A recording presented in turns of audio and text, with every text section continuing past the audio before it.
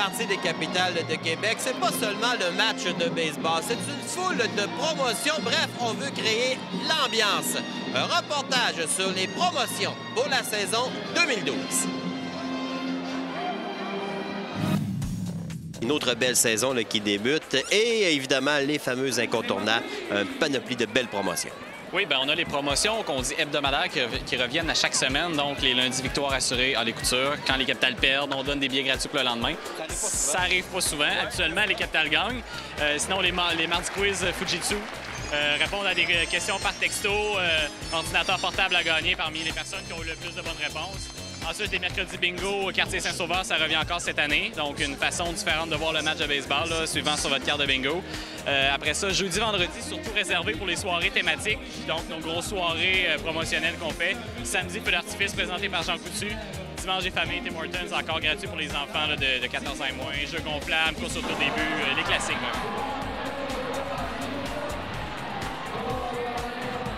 De plus, 2 dates à retenir, 28 juin et le lendemain. 2 journées fort particulières. La soirée Gary Carter, c'est un incontournable. On va lui rendre hommage le 29 juin. Donc, c'est le lendemain du match des célébrités au profit de la Société pour la sclérose latérale amyotrophique, la maladie de Lou Gehrig.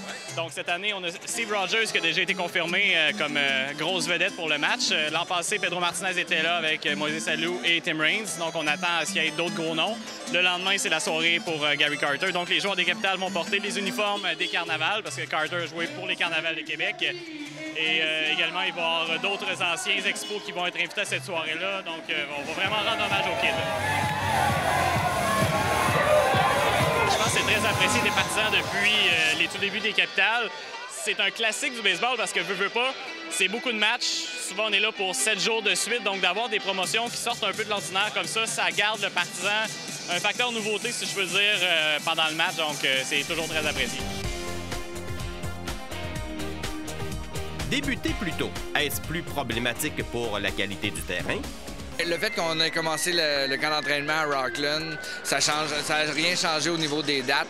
Quand on avait jasé avec la Ville de Québec lors du renouvellement du bail, puis quand on avait discuté par rapport au calendrier, la Ville avait demandé à ce qu'on prenne le terrain le plus tard possible. C'est ce qu'on a été capable de faire avec l'aide des Boulders qui nous ont ouvert leurs portes de leur magnifique stand. Ça a permis aux joueurs d'être à l'extérieur, de vivre quelque chose de différent. Ça a permis au terrain d'être prêt, d'être fin prêt. La première activité a eu lieu le 11 mai avec le match d'ouverture des Capitales juniors. Donc avant ça, il n'y avait pas eu de baseball sur le terrain. Fait que ça nous permet d'avoir une surface qui est incroyable. En terminant, toujours aussi passionné de ton travail? On n'a pas le choix, sans ça, on serait pas là. Fait que non, c'est super le fun. Encore une fois, les gens avec qui je travaille, c'est tellement plaisant. Puis on est une équipe aussi serrée que l'équipe qui est sur le terrain. Fait que oui, ça nous force à continuer. Puis c'est vraiment, vraiment plaisant. Et ce premier séjour de la formation québécoise aura été plaisant. 3 gains contre 1 revers face aux Boulders de Rockland. Mais un autre plaisir sans cesse renouvelé au stade fut la visite de Jacques Doucet. Il y a des émotions, évidemment, parce que j'ai passé 6 années extraordinaires ici avec les Capitales. J'ai vraiment été choyé non seulement de travailler avec François, mais aussi de voir une équipe aussi combative sur le terrain. C'est gagner 4 championnats en 6 ans. Je n'avais pas gagné un seul, moi, avec les Expos en 36 ans. Alors, non, écoute, lorsque j'ai jeté un coup d'œil sur mon calendrier des matchs des Blue Jays à TVA Sport, j'ai vu que toute la semaine du 17 était libre parce que c'est la Coupe Memorial qui est à l'antenne du réseau. Alors, j'ai téléphoné à Michel Laplante, je lui ai dit « Écoute, Michel, je m'en vais à l'ouverture, je vais passer une couple de jours là-bas. » Renouer, je suis allé dans le vestiaire tout à l'heure, renouer avec les joueurs, avec Scalabrini.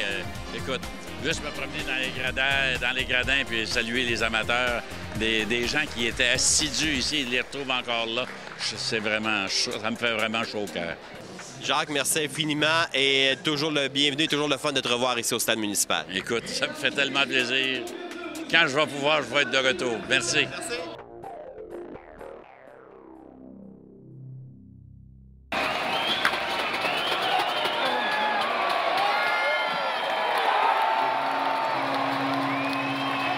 L'hiver passé, Guillaume Duguay a eu l'occasion d'aller jouer en Australie. Nous avons parlé de son expérience avec lui. En fait, l'idée est venue de Patrick au début. Il a joué là en 2006, je crois, puis il avait gagné le championnat là-bas, donc ils l'ont contacté. Puis il est à la recherche d'un lanceur importé.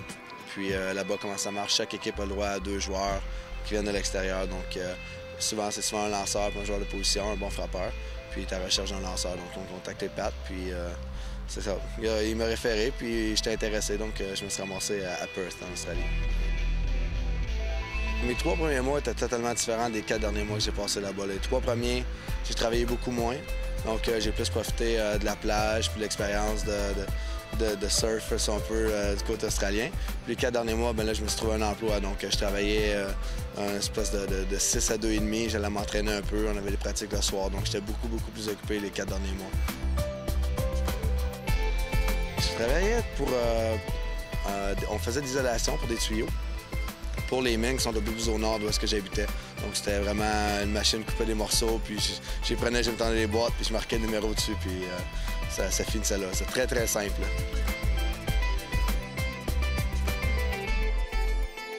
On jouait tous les dimanches, sauf pour le temps des fêtes, on avait 3 semaines de congé au temps des fêtes. Parce que c'est un peu comme eux, nos vacances de construction en plein milieu de l'été, bien eux, c'est les vacances de Noël. Là. Fait qu'on jouait pas au baseball pendant ce temps-là. Le reste, c'était tous les dimanches. Une fois de temps en temps, là, au milieu de la semaine, on peut avoir une partie. Là. Je lançais, je te dirais, aux 2 semaines. Il y a un règlement comme de la Ligue qui fait que je peux pas lancer, un joueur importé ne peut pas lancer dans 2 matchs consécutifs. Donc peu importe si je lance une manche ou 2 ou 9 dans une partie, la semaine d'après, je peux pas lancer dans la prochaine partie. On a fait les séries, on a fini premier en saison régulière. On a fini avec 25 victoires, 5 défaites. Puis on est arrivé en série, puis on a perdu nos 2 premiers matchs d'une série de 2-3, donc ça s'est terminé assez vite.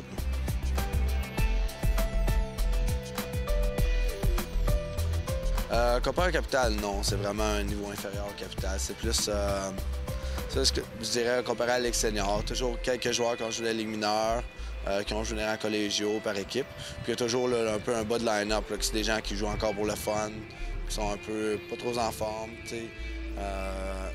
L'économie là-bas est vraiment bien. Tout le monde travaille beaucoup, donc le baseball, c'est pas une priorité. Là. La plupart du monde, là, ils jouent pour s'amuser. Puis c'est les mardis, jeudi soir, puis le dimanche. Là, c'est pas trop sérieux. L'équipe est vraiment proche. En fait, ça marche, ils appellent ça un club là-bas. Donc, on est 50 joueurs. Puis, tous les mardis, jeudi, on pratique tous ensemble. Puis, le jeudi, à la fin de la pratique, ils choisissent qui joue dans le division 1, division 2, puis dans la division 3, si on veut. Bon, on reste tous, là, on a une bonne heure au moins là, à jaser, puis être tous ensemble. Puis, toujours des histoires qui sortent. Il y a une casquette là-bas qui s'appelle Dummy Hat, la casquette de l'idiot, si on veut. Puis c'est la connerie de la semaine. Donc là, tout le monde fait une nomination, si on veut. C'est quelque chose qui s'est passé dans la semaine. Puis après ça, des prix pour mettre la casquette tout le reste de la semaine. Je l'ai eu une semaine. Ce qui est arrivé, c'est qu'on jouait un double. Un programme double. Puis donc mes amis sont allés. Moi, je lançais dans le 2e match. Donc j'allais les rejoindre. J'avais ma voiture. J'allais les rejoindre. Puis au lieu d'aller au terrain visiteur, j'étais allé au terrain local. Je pensais qu'on jouait à la maison, puis on jouait à l'autre place. Et puis, je savais pas où le terrain. J'avais aucune idée où je m'en allais. J'étais obligé d'appeler le père d'un des joueurs, puis demander direction pour me rendre au terrain. Puis j'étais arrivé juste à temps pour mon départ. Là. Je me suis chauffé, j'étais embarqué tout de suite. Là.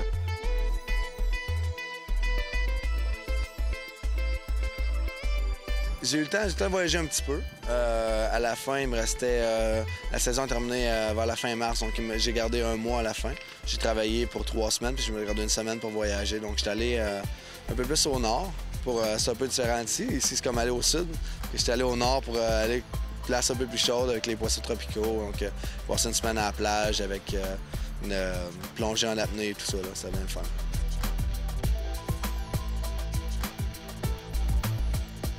C'est sûr qu'en étant sur la côte comme ça, il y avait beaucoup de fumeurs quand tu sortais dans les restaurants. Puis également les kangourous. Là, j'ai mangé un steak de kangourous puis des brochettes. Puis j'ai pas détesté ça. C'était quand même bon. Le Vegemite, ouais, ça c'est un condiment si on veut. Hein. C'est comme leur version du beurre de pinot. Mais c'est vraiment c'est salé, c'est ça, c'est vraiment pas bon.